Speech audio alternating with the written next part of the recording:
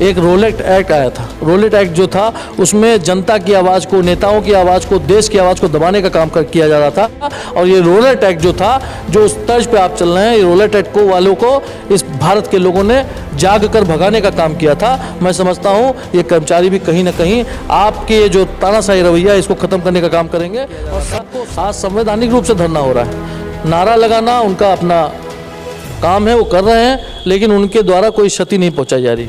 कोई भी सरकारी प्रॉपर्टी को नहीं तोड़ा जा रहा है, कोई ऐसा काम नहीं किया जा रहा है जिससे उग्रता दिखाई पड़े। उस आवाज़ को भी सरकार दबाने का काम कर रही है। ऊर्जा मंत्री जी का जो बयान आया है निश्चित रूप से बहुत दुर्भाग्यपूर्ण बयान है।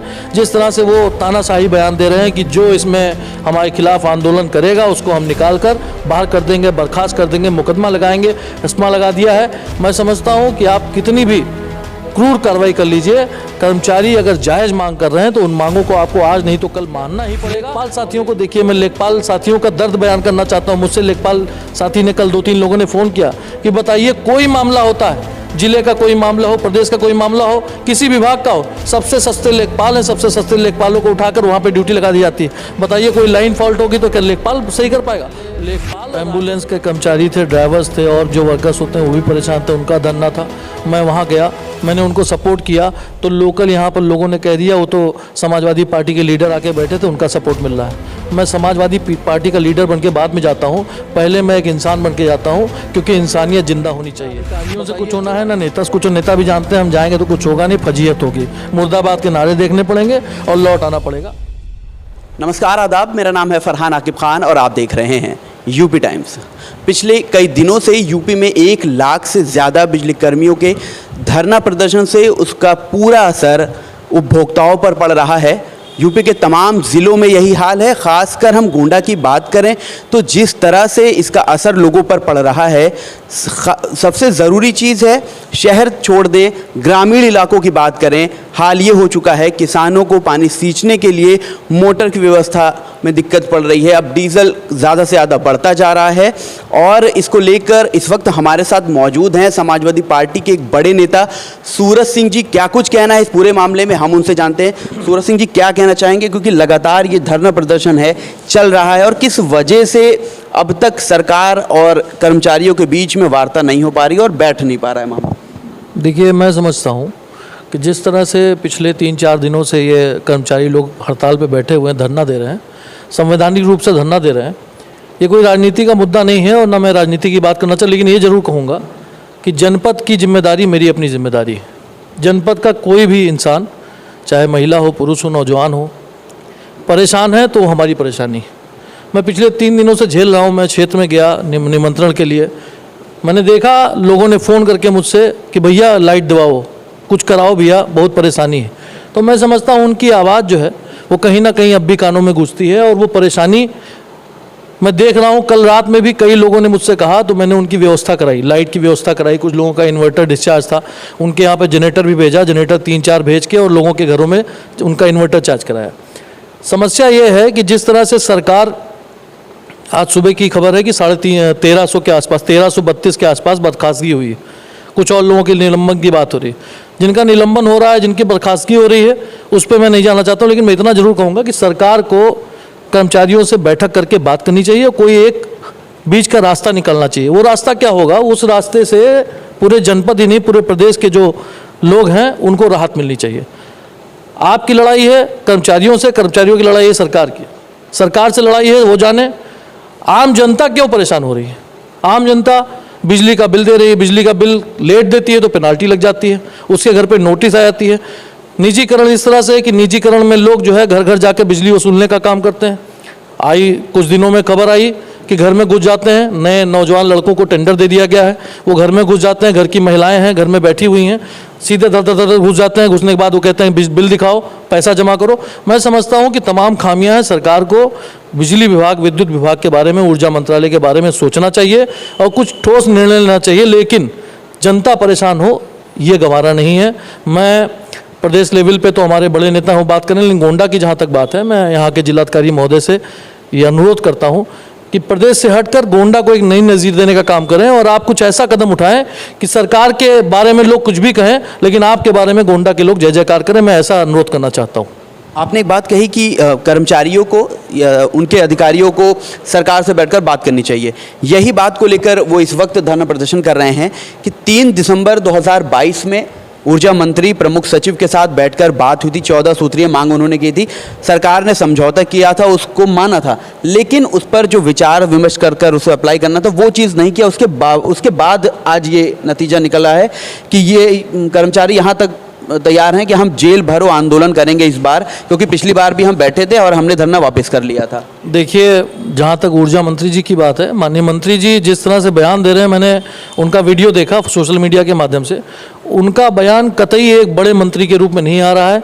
एक संवैधानिक पद पे, बड़े पद पे बैठे हुए मंत्री इस तरह से अगर बयान देंगे तो ये तानाशाही का बयान दिख रहा है कि बर्खास्त कर देंगे, हटा देंगे। आप बर्खास्त करिए, आप निलंबन कर दीजिए, आप सजा दिला दीजिए, आप चाहे उनके ऊपर मुकदमा लिखवा दीजिए, लेकिन हमारे प्रदेश और गोंडा की जनता को दिक्कत नहीं होनी चाहिए। मेरा आपसे अनुरोध है। और सीधा ये भी कहा कि हम UAPA NSA लगा देंगे, पाताल से खोद कर निकालेंगे। नहीं, उसने एस्मा की बात करी है और उसके अलावा कई लोगों पे एस्मा लगाया गया है, उसके अलावा निलंबन हुआ है।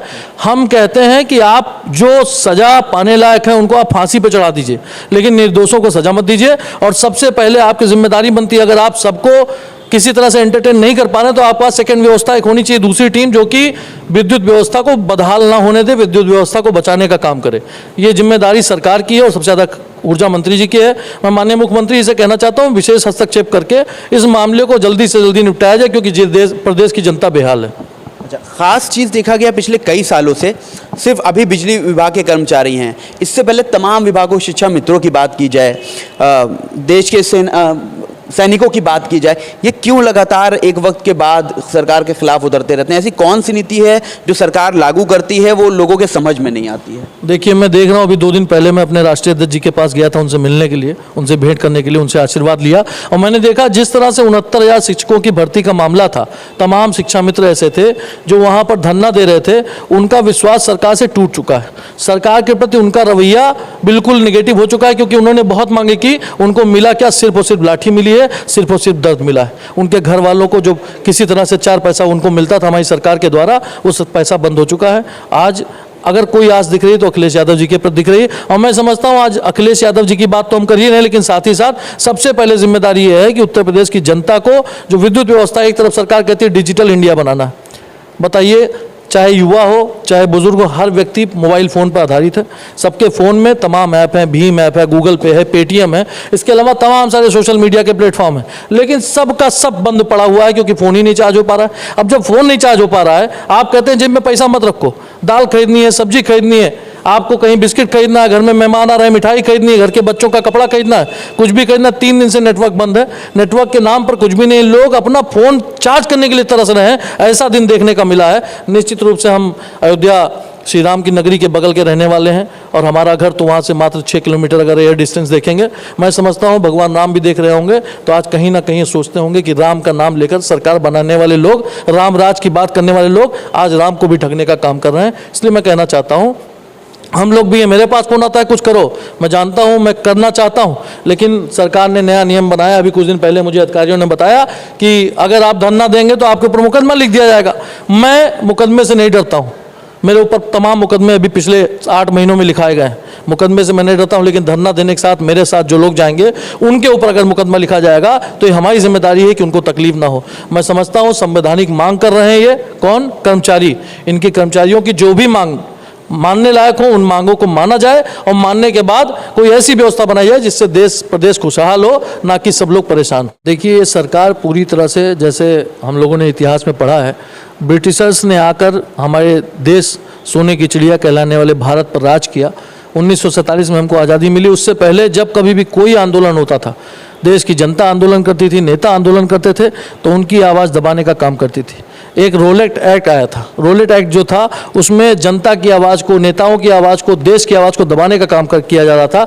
आज संवैधानिक रूप से धरना हो रहा है, नारा लगाना उनका अपना काम है, वो कर रहे हैं, लेकिन उनके द्वारा कोई क्षति नहीं पहुंचाई जा रही, कोई भी सरकारी प्रॉपर्टी को नहीं तोड़ा जा रहा है, कोई ऐसा काम नहीं किया जा रहा है जिससे उग्रता दिखाई पड़े। उस आवाज़ को भी सरकार दबाने का काम कर रही है। ऊर्जा मंत्री जी का जो बयान आया है निश्चित रूप से बहुत दुर्भाग्यपूर्ण बयान है। जिस तरह से वो तानाशाही बयान दे रहे हैं कि जो इसमें हमारे खिलाफ आंदोलन करेगा उसको हम निकाल कर बाहर कर देंगे, बर्खास्त कर देंगे, मुकदमा लगाएंगे, एस्मा लगा दिया है। मैं समझता हूँ कि आप कितनी भी क्रूर कार्रवाई कर लीजिए। कर्मचारी अगर जायज़ मांग कर रहे हैं तो उन मांगों को आपको आज नहीं तो कल मानना ही पड़ेगा। और ये रोलर टैक्स जो था, जो उस तर्ज पे आप चल रहे हैं, ये रोलर टैक्स को वालों को इस भारत के लोगों ने जाग कर भगाने का काम किया था। मैं समझता हूँ ये कर्मचारी भी कहीं ना कहीं आपके ये जो तानाशाही रवैया है इसको ख़त्म करने का काम करेंगे। और सबको सब मैं कहना चाहता हूँ, ये सारे लोग मिलकर, कर्मचारी भी, उनका भी परिवार परेशान है, वो भी चाहते हैं कि बिजली बहाल हो, ऐसा नहीं है कि वो नहीं परेशान, वो भी परेशान है। लेकिन मांगों को मनाने के लिए, मांगों को मनवाने के लिए कहीं ना कहीं उनको आंदोलन करना था, वो आंदोलन कर रहे हैं। आप सारी मांगे मत मानिए, मैं फिर कहना चाहता हूं, लेकिन जो जायज़ मांगे उनको मानने का काम करिए। अपने संवैधानिक तरीके से मांग की बात की है, तो ये लगातार ऐसी तमाम मांगे चल रही हैं, लेकिन जब भी कर्मचारी ऐसी मांगे करते हैं तो उन पे अलग अलग तरह की धाराएं लगाई जाती है, उनकी आवाज़ को दबाने का काम किया जाता है, अलग अलग तरीके से डराने की बात की जाती है। तो सरकार ऐसी चीज़ें क्यों कर रही है? क्या उसका फ़ायदा है, या क्यों दबाव बनाना चाह रही है ऐसे लोगों पर जो आवाज़? देखिए, जितना बड़ा आंदोलन इस बार के लोगों ने, विद्युत विभाग के कर्मचारियों ने किया था, 5 साल आदरणीय अखिलेश यादव जी की सरकार भी रही, उससे पहले बीजेपी की भी सरकार रही है, उससे पहले बसपा की सरकार रही है, माननीय नेताजी मुख्यमंत्री रहे हैं। इतना बड़ा आंदोलन कभी नहीं हुआ था जो आंदोलन आज चल रहा है। और मैं समझता हूँ अगर सरकार इसको जल्द से जल्द इसका निपटारा नहीं करती है तो यह आंदोलन बहुत बड़ा आंदोलन होगा, लेकिन इसका खामियाजा न सरकार भुगतेगी न कर्मचारी भुगतेंगे। सबसे बड़ा असर किसी पर पड़ेगा तो हमारी प्रदेश की जनता पर और जिले की जनता पर पड़ेगा। इसलिए मैं बार बार कहना चाहता हूँ कि जो भी निर्णय लेना हो, आप उनके 14 सूत्री 12 सूत्री जितनी भी मांगे हैं उसमें आप सब नहीं मान सकते हैं, कुछ तो मानने लायक होगी, कुछ तो वो आधार दिए होंगे ना, उनके पास कुछ ना कुछ ऐसा होगा कि ये मांगे, वो जो मांगे मानने वाली है उनको मांग लीजिए और मानने के बाद आप अगली व्यवस्था करिए कि ठीक है इस पर हम विचार करेंगे। कम से कम जनता को, जो प्रदेश की जनता है जिसने भारतीय जनता पार्टी की सरकार को चुनकर दिया है, उस जनता को राहत पहुंचाने का काम करने का अधिकार और जिम्मेदारी और फर्ज, ये तीनों इस सरकार का है। जब ये लोग मांग कर रहे हैं तो सबसे पहला जब बयान ऊर्जा मंत्री ए.के. शर्मा का आया था, उन्होंने ये कहा, विपक्ष पर निशाना साधते हुए, कि ये पॉलिटिकल मोटिवेटेड लोग हैं। ये तो अच्छी बात है।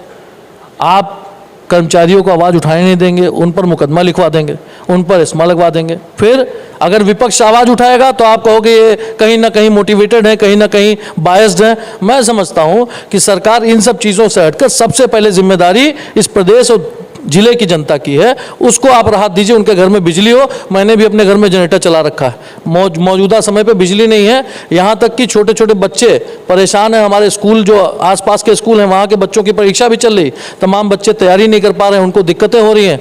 तमाम माताएं ऐसी हैं जो 5:30 बजे सुबह उठकर अपने बच्चों के लिए टिफ़िन बनाती हैं, हस्बैंड अगर कहीं बाहर जाता है उनके लिए टिफ़िन बनाती हैं, उनका पूरा बैग पैक करती हैं। उनके साथ कितनी समस्या होगी, ये सोचने वाला विषय है। सबसे पहले मैं अनुरोध करना चाहता हूँ इस देश के प्रधानमंत्री जी से, अगर वो इतना बड़ा मामला समझते हैं संज्ञान लें, और प्रदेश के मुख्यमंत्री जी से कि मुख्यमंत्री जी व्यक्तिगत रूप से इसमें आप इन्वॉल्वमेंट दिखाएं और प्रदेश की जनता को राहत देने का काम करें। क्योंकि आज की डेट में सबसे महत्वपूर्ण, एक बार 2 वक्त का खाना कोई नहीं मिलेगा तो भी इंसान जी सकता है, लेकिन बिजली की आवश्यकता बहुत ज़रूरी है। बिजली बहुत नीड है बहुत लोगों को, इसलिए लोगों को बिजली की व्यवस्था कराई जाए। गोंडा की बात करते हैं, जहां धरना प्रदर्शन चल रहा है। हम वहां गए थे और लोगों ने ये बताया कि उनके कर्मचारियों को बंद कर दिया गया है। अलग अलग क्षेत्रों में, ज़िले में पुलिस द्वारा बंदी बना लिया गया है। कल बारिश भी हुई, उस बारिश में वो वहाँ टिके रहे। तो ये तमाम चीज़ें वो फेस कर रहे हैं, इसके लिए क्या कहना चाहेंगे? देखिए, इससे पहले एम्बुलेंस के कर्मचारी थे, ड्राइवर्स थे और जो वर्कर्स होते हैं वो भी परेशान थे, उनका धरना था। मैं वहाँ गया, मैंने उनको सपोर्ट किया, तो लोकल यहाँ पर लोगों ने कह दिया वो तो समाजवादी पार्टी के लीडर आके बैठे थे, उनका सपोर्ट मिल रहा है। मैं समाजवादी पार्टी का लीडर बन के बाद में जाता हूँ, पहले मैं एक इंसान बन के जाता हूँ, क्योंकि इंसानियत जिंदा होनी चाहिए। बताइए, जो आदमी पूरे कोरोना काल में, कोविड काल में वॉरियर बन के और कोविड की वैन लेकर और कोविड मरीजों को अस्पताल पहुँचाया, उसको आप तनख्वाह नहीं देते हैं, उसके साथ ऐसा दुर्व्यवहार करते हैं। तो मैं समझता हूँ ये सरकार निश्चित रूप से ऐसे लोगों के साथ नहीं है जो छोटे लोग हैं। आज क्या है, लेखपाल साथियों को देखिए, मैं लेखपाल साथियों का दर्द बयान करना चाहता हूँ। मुझसे लेखपाल साथी ने कल 2-3 लोगों ने फ़ोन किया कि बताइए, कोई मामला होता है, जिले का कोई मामला हो, प्रदेश का कोई मामला हो, किसी विभाग का हो, सबसे सस्ते लेखपाल हैं, सबसे सस्ते लेखपालों को उठाकर वहाँ पे ड्यूटी लगा दी जाती है। बताइए, कोई लाइन फॉल्ट होगी तो क्या लेखपाल सही कर पाएगा? लेखपाल राजस्व विभाग की भर्ती होती है, राजस्व विभाग का काम करने के लिए लेखपाल, कानूनगो, तहसीलदार, उप तहसीलदार, नायब तहसीलदार और SDM सब रखे जाते हैं। उनको अगर आप बिजली के लिए लगा देंगे तो क्या जान पाएंगे कौन सा मीटर, कौन सा फीडर कहाँ है? उनके पास कोई भी जानकारी नहीं है। अगर उनको आप कर्मचारियों की मांग नहीं मान सकते हैं तो आपको कम से कम B टीम लेकर चलना चाहिए कि आए दिन ये जो दिक्कत होगी उसके अलावा हम दूसरा काम कर सकते हैं। लेकिन आज बहुत दुर्भाग्य है इस प्रदेश का, इस जिले का, कि यहाँ पर व्यवस्था नहीं बन पा रही। व्यवस्थाओं की बात करें, अभी तक कर्मचारियों से कोई भी जिले का मौजूदा नेता सत्ताधारी पार्टी का या कोई भी ऐसा बड़ा अधिकारी नहीं पहुंचा है उन लोगों से मिलने या सांत्वना दे सके, उनसे बात कर सके? ना अधिकारियों से कुछ होना है, ना नेता से कुछ। नेता भी जानते हैं हम जाएंगे तो कुछ होगा नहीं, फजीयत होगी, मुर्दाबाद के नारे देखने पड़ेंगे और लौट आना पड़ेगा। इसलिए मैं कहना चाहता हूँ ये कोई नेतागिरी की बात नहीं है, कोई राजनीति की बात नहीं है। सिर्फ और सिर्फ मैं इस अधिकार से बात करना चाहता हूँ कि हमारे प्रदेश की और हमारे जिले की जनता, खासकर हमारे गोंडा के लोग, शहर के लोग, जो पढ़ने लिखने वाले लोग हैं, संभ्रांत लोग हैं, अच्छे लोग हैं, व्यापारी लोग हैं, तमाम छात्र हैं, तमाम लड़कियां हैं, छात्राएं हैं जो पढ़ना चाहती हैं, जिनका एग्ज़ाम हो रहा है, तमाम कंपटीशन देना है। अभी मैं देख रहा हूँ नर्सिंग का कंपटीशन हो रहा है, फार्मेसी का कंपटीशन हो रहा है, वो सब जाकर नीट क्वालिफाई करना है लोगों को, सब तैयारी करते थे। इन सब बच्चों को, तमाम महिलाओं को, सबको राहत देने के लिए सबसे पहले ना नेता, ना कर्मचारी, ना अधिकारी, सबसे पहले बिजली व्यवस्था बहाल होनी चाहिए। यही मेरी मांग है आपके द्वारा, इस चैनल के माध्यम से मैं कहूँगा। और आज मैं शाम तक जिलाधिकारी महोदय से बात करके उनको ज्ञापन भी दूंगा कि जल्द से जल्द कम से कम इस जनपद को कोई ऐसा तरीका हो। हम लोग से भी सुझाव मांगे, विपक्ष भी भूमिका निभाएगा, हम लोग भी लोगों को समझाएंगे, अगर हमें जरूरत पड़ेगी तो हमारे भी लोग वहाँ पे होंगे। तमाम सारे ऐसे लोग होते हैं जो संबंध में कहीं ना कहीं जुड़े होते हैं, हम लोग भी जाकर बात करेंगे, कोई रास्ता निकालें। सबसे पहले गोंडा की बदहाली जो विद्युत के बारे में हो रही है, उस बदहाली को सुधारने का काम हम लोग करना चाहते हैं। बहुत बहुत शुक्रिया आपका। तो सुना आपने किस तरह से गोंडा के समाजवादी पार्टी के नेता ने इन पूरे मामले पर विद्युत कर्मियों को लेकर क्या बात रखी है, क्या मांगे की हैं, या अगर हम ग्राउंड लेवल की बात करें तो तमाम लोगों के लिए किस तरह ये काम करने वाले, उन्होंने पूरी तरह से आपको बताया है। उम्मीद करते हैं इस वीडियो से आपको तमाम चीज़ें समझ में आई होंगी, क्या चीज़ें चल रही हैं इस वक्त। आप ऐसे तमाम अपडेट्स के लिए, ऐसी खबरों के लिए देखते रहिए यूपी टाइम्स। मैं फरहान आकिब खान, मुझे दीजिए इजाज़त। धन्यवाद।